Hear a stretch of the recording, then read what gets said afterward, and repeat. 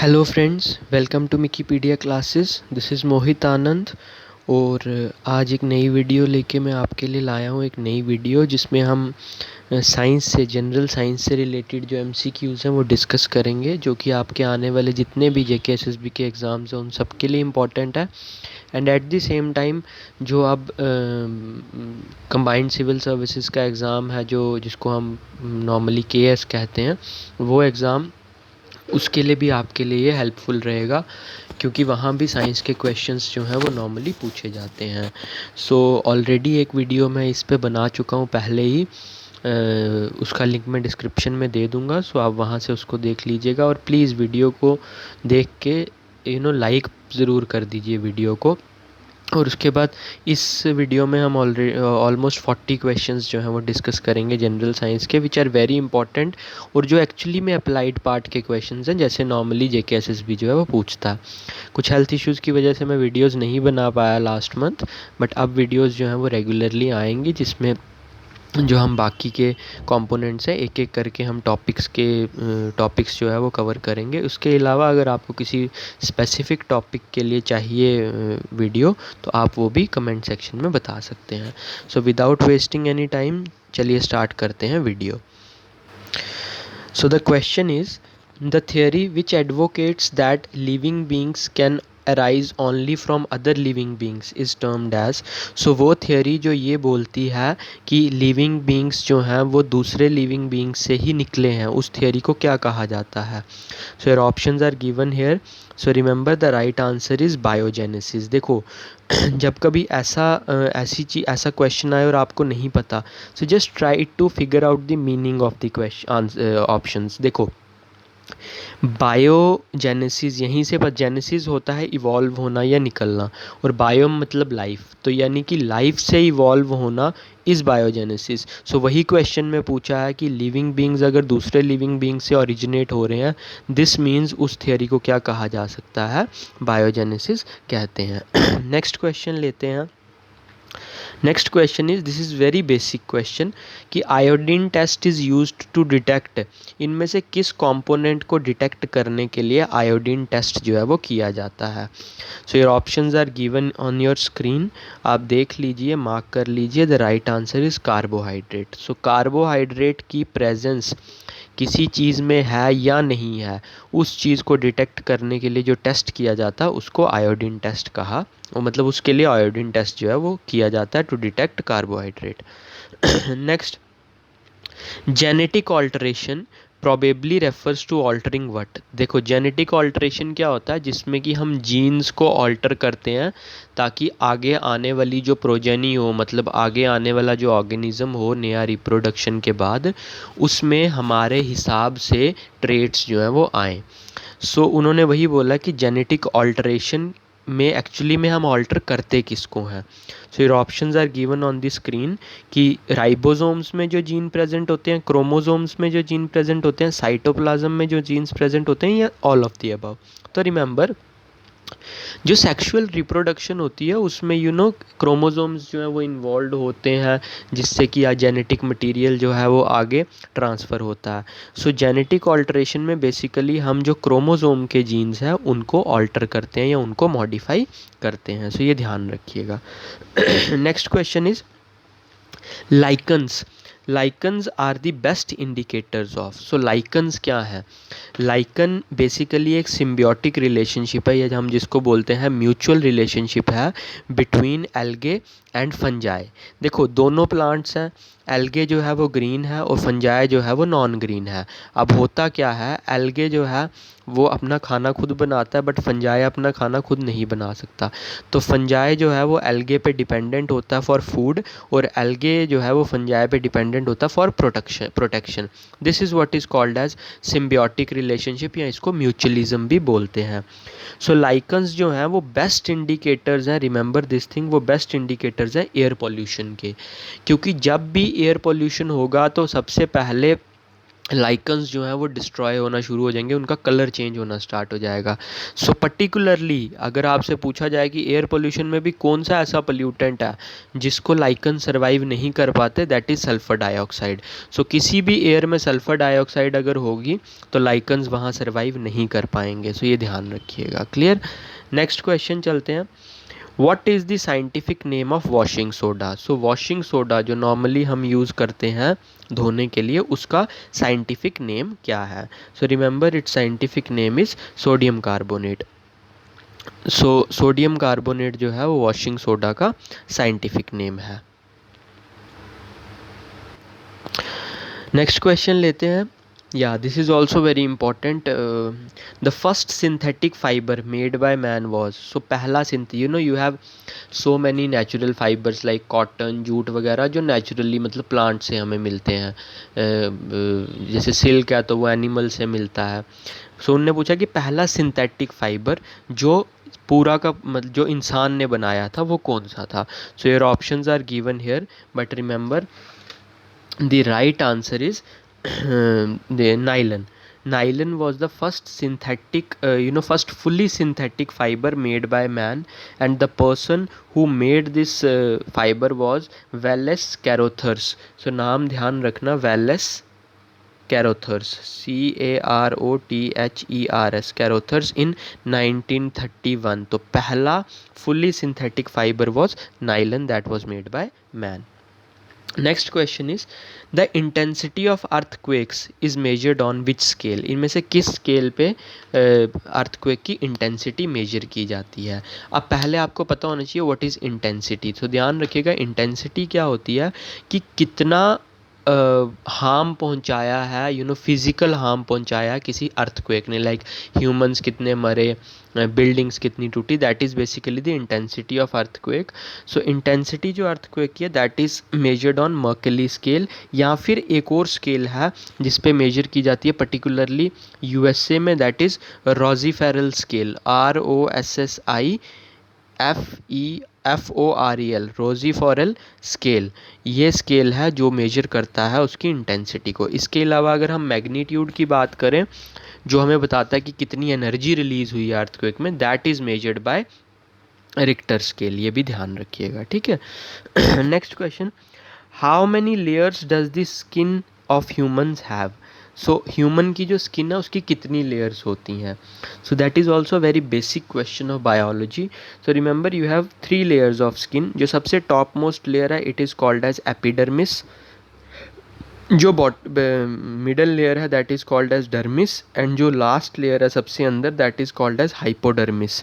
So epidermis, dermis and hypodermis, and इसी hypodermis को subcutaneous भी बोला जाता है।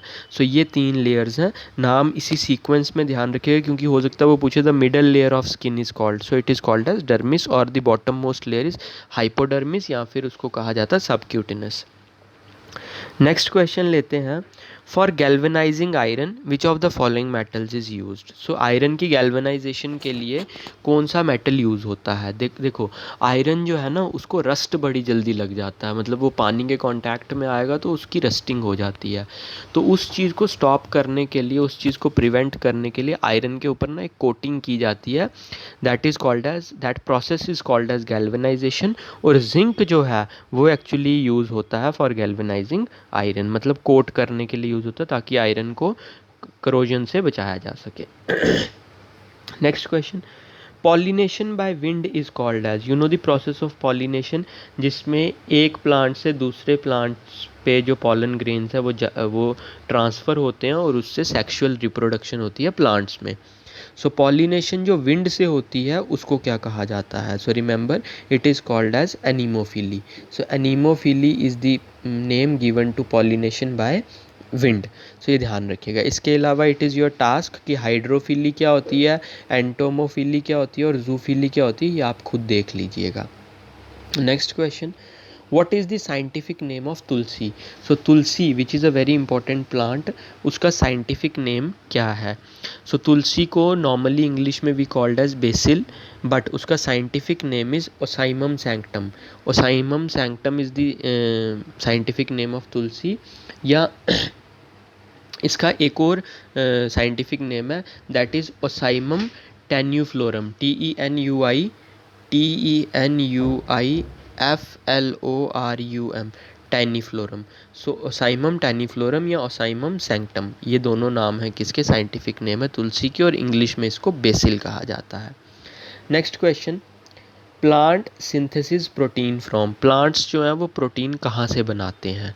So you have these examples. So remember, protein की सिंथेसिस नॉर्मली प्लांट्स में अमाइनो एसिड से होती है। सो ये ध्यान में रखिएगा। Next question is, the outer most layer of sun is called as, sun की जो आउटर मोस्ट लेयर है उसको क्या कहा जाता है। So you have these options. So remember the right answer is corona, जो सन की आउटर मोस्ट लेयर है that is called as corona. Next question is, heavy water is, heavy water normally किसको कहा जाता है। तो देखो, normal water is H2O, but heavy water जो है उसको हम ड्यूट्रियम ऑक्साइड बोलते हैं, इसका फॉर्मूला होता है D2O। Deuterium is basically N isotope of hydrogen, और ये हैवी होता है नॉर्मल हाइड्रोजन से, इसीलिए इसको हम ड्यूट्रियम ऑक्साइड और हैवी वाटर का नाम देते हैं। Next question is, the power of lens is measured in, जो लेंस हम यूज़ करते हैं उसकी पावर को किस में मेजर किया जाता है। सो ये उसका स्टैंडर्ड यूनिट है that is dioptre. You know you have power of +2.5 -2.5, so this is basically +2.5 dioptre. Dioptre is the basic unit in which the power of lens is measured. Next चलते हैं, which of the following crop is known as green gold, इनमें से किस crop को green gold जो है वो कहा जाता है। So your options are here, but remember the right answer is tea. Tea is basically called as green gold because एक तो ये प्लांटेशन क्रॉप है, मतलब कमर्शियल पर्पज़ के लिए उगाई जाती है, दूसरा ये बिकती साथ एकदम से है, so it is also called as green gold. Next question is, the fastest growing plant is, इनमें से कौन सा fastest growing plant है। Remember, अगर generally आपको पूछें कि fastest growing plant कौन सा है, तो remember the right answer is bamboo. Bamboo is actually the fastest growing plant, but अगर इनमें से पूछें तो remember eucalyptus is the fastest growing plant, इनमें से eucalyptus है, but otherwise it is bamboo.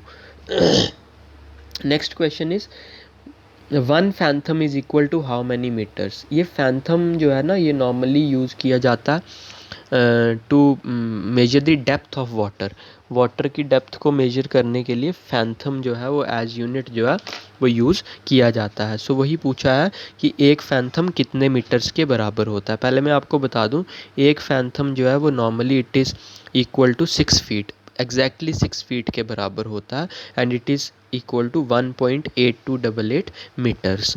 So important इसलिए था because a fathom is a unit of length which used specially for measuring the depth of water, water की depth को measure करने के लिए नॉर्मली ये यूज़ होता है।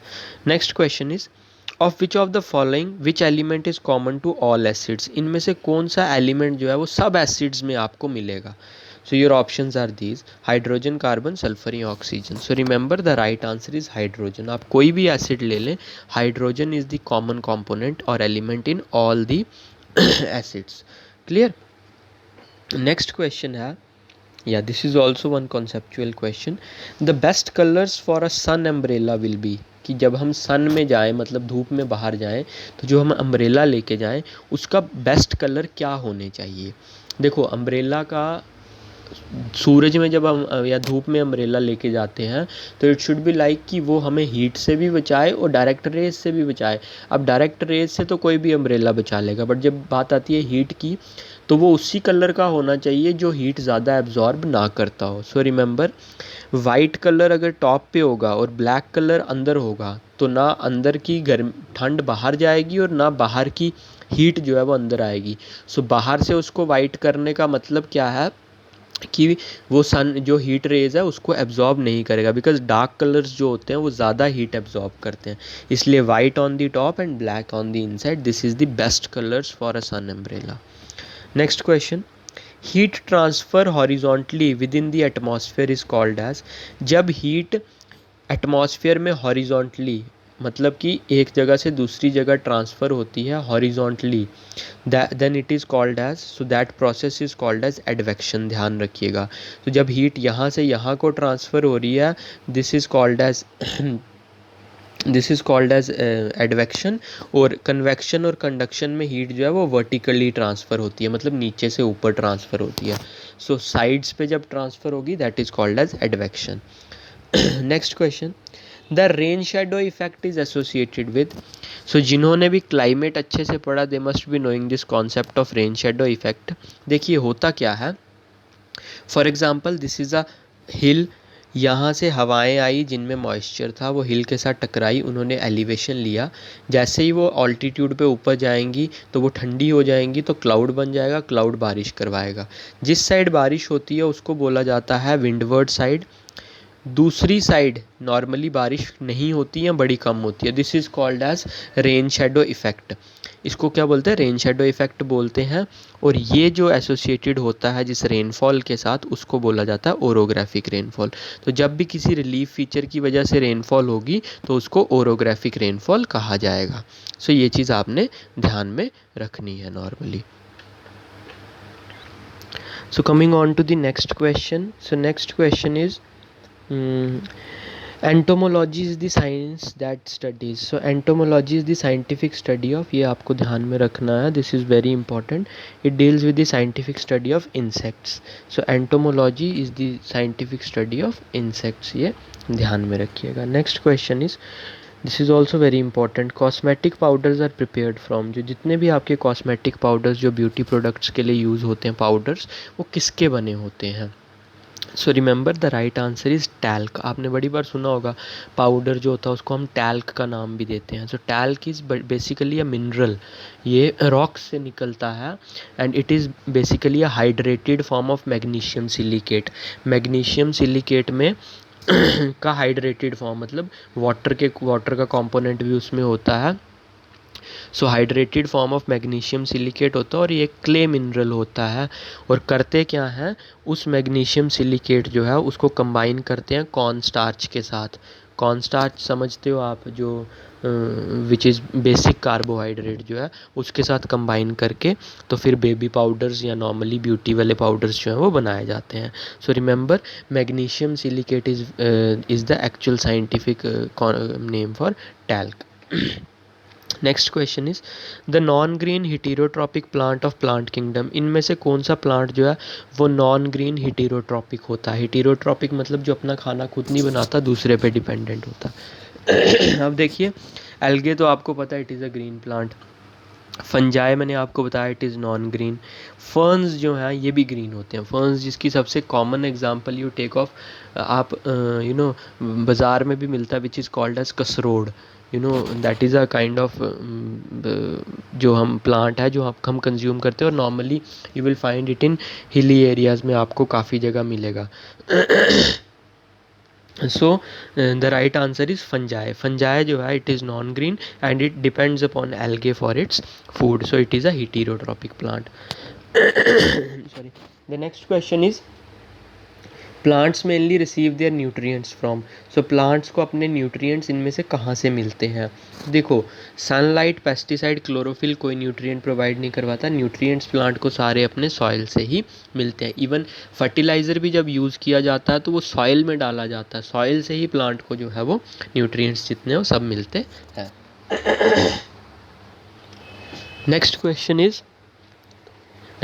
Is what structure separates the thoracic cavity from the abdominal cavity। देखिए, human beings जो हैं उनका लंग्स के ऊपर वाला portion is called as thoracic cavity और लंग्स के नीचे वाला portion is called as abdominal cavity. So thoracic cavity और एब्डोमिनल कैविटी के बीच में ना there is a this kind of structure that is basically called as diaphragm.